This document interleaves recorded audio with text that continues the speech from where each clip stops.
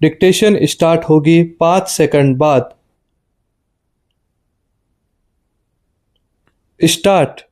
आज के दौर में जब विश्व जलवायु परिवर्तन और जीवाश्म ईंधनों की बढ़ती कीमतों से जूझ रहा है, तब ऊर्जा के वैकल्पिक स्रोतों की तलाश अनिवार्य हो गई है।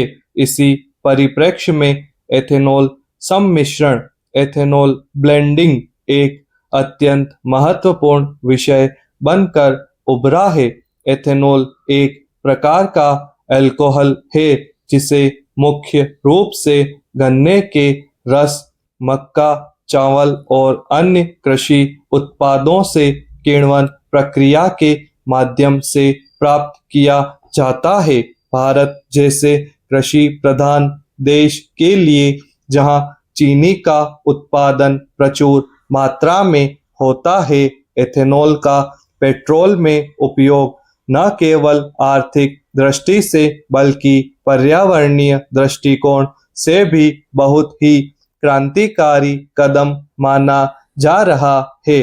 पेट्रोल में एथेनॉल मिलाने का सबसे प्रमुख उद्देश्य कच्चे तेल के आयात पर निर्भरता को कम करना है।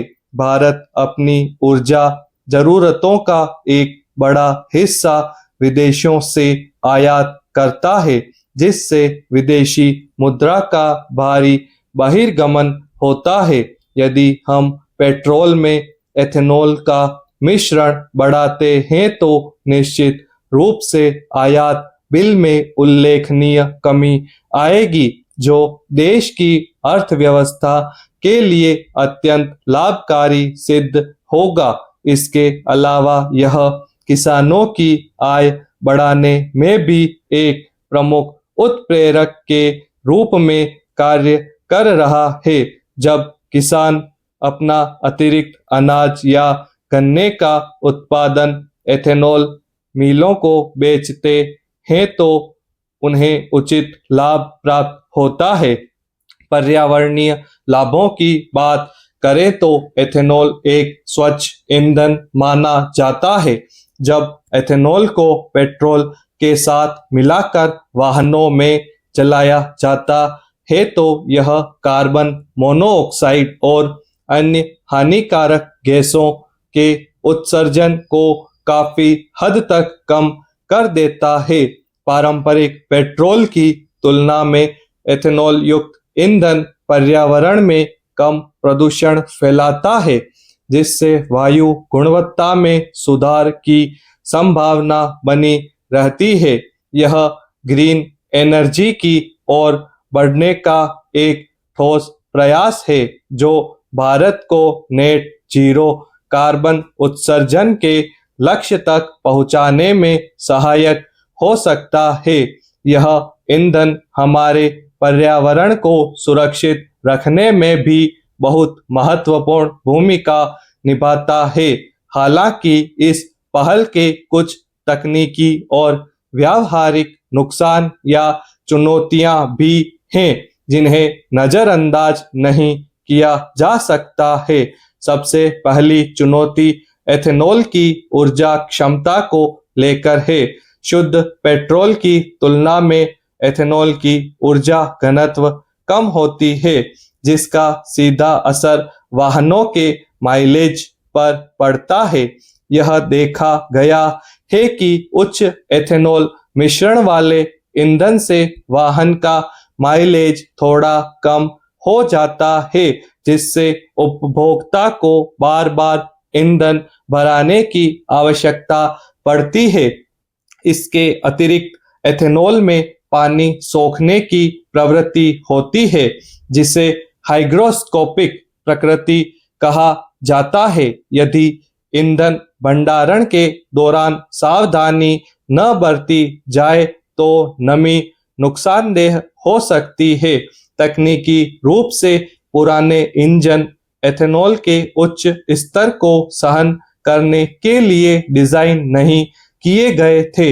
एथेनॉल युक्त ईंधन के प्रभाव से इंजन की रबर सील और प्लास्टिक के हिस्से समय के साथ खराब हो सकते हैं। इसलिए पेट्रोल में एथेनॉल मिलाने की इस नीति के साथ साथ वाहनों के इंजन में भी आवश्यक तकनीकी बदलाव करना अनिवार्य है। आधुनिक वाहन जो फ्लेक्स फ्यूल तकनीक पर आधारित हैं, वे पेट्रोल और एथेनॉल के किसी भी मिश्रण पर चलने में सक्षम है। लेकिन भारतीय सड़कों पर चल रहे अधिकांश पुराने वाहनों के लिए यह एक बड़ी चुनौती है। हमें अपने पुराने इंजनों को पूरी तरह से अपग्रेड करना होगा ताकि वे बेहतर काम करें।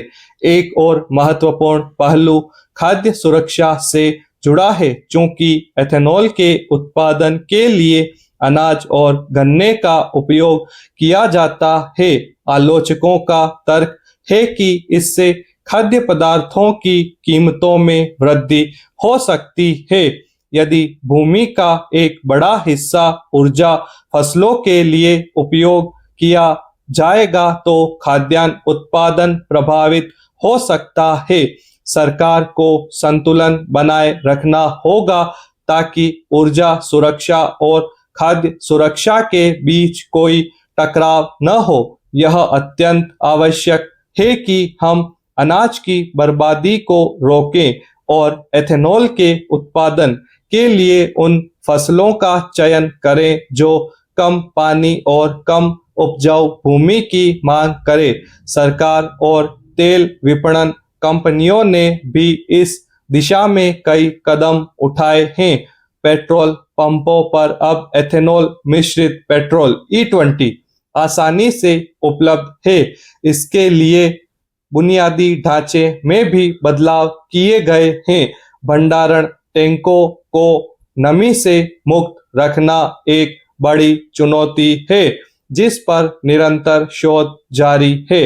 वैज्ञानिकों का मानना है कि आने वाले समय में सेकंड जनरेशन एथेनॉल का उत्पादन जो कृषि अवशेषों जैसे पराली से बनता है, पूरी तरह से खाद्य सुरक्षा की चिंताओं को समाप्त कर देगा। यह तकनीक भारत के लिए बहुत ही उपयोगी साबित हो सकती है और इससे प्रदूषण भी बहुत कम होगा। इसके अलावा एथेनॉल सम्मिश्रण का एक बड़ा फायदा ग्रामीण विकास है। एथेनॉल डिस्टिलरीज ग्रामीण क्षेत्रों में स्थापित की जा रही है जिससे वहां रोजगार के अवसर उत्पन्न हो रहे हैं। यह एक प्रकार से विकेंद्रीकृत अर्थव्यवस्था को बढ़ावा दे रहा है।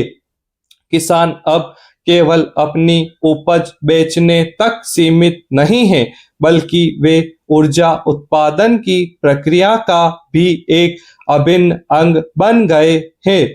यह पहल न केवल देश को ऊर्जावान बना रही है, बल्कि हमारे गांवों को आर्थिक रूप से आत्मनिर्भर बनाने का भी एक बहुत ही बेहतरीन जरिया बन चुकी है, जिससे ग्रामीण परिवारों का जीवन स्तर ऊंचा हो रहा है।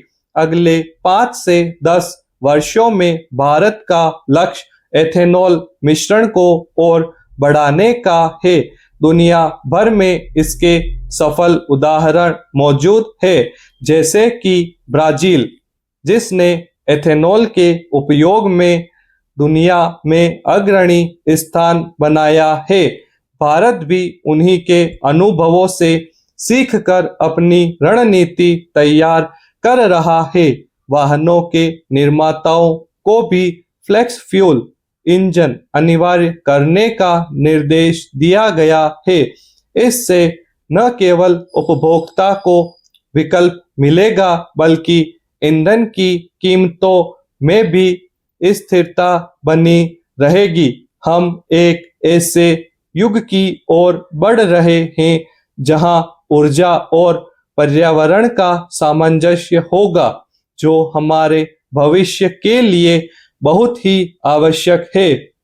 निष्कर्षतः पेट्रोल में एथेनॉल का मिश्रण एक दूरदर्शी कदम है। इसके लाभ विशेष रूप से आयात में कटौती, किसानों की आय और पर्यावरणीय सुधार, इसके नुकसानों। समाप्त।